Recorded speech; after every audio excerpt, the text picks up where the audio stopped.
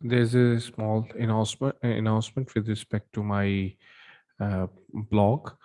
So the thing is, like, I have created a repository on the GitHub, and moving onward from this point onward, I will actually upload all of my resources onto this on this uh, uh, GitHub repository.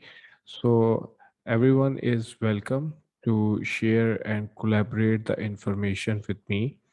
The files or the data files or the things that I am using as in assets, they will be free for all. That so you guys can actually get that information over here from here by utilizing the github.com/Yazir Fazal.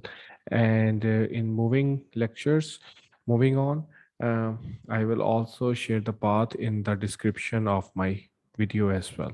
So it's a bit of an it's a tiny announcement, but hopefully it will be very useful for you guys. Okay, thank you.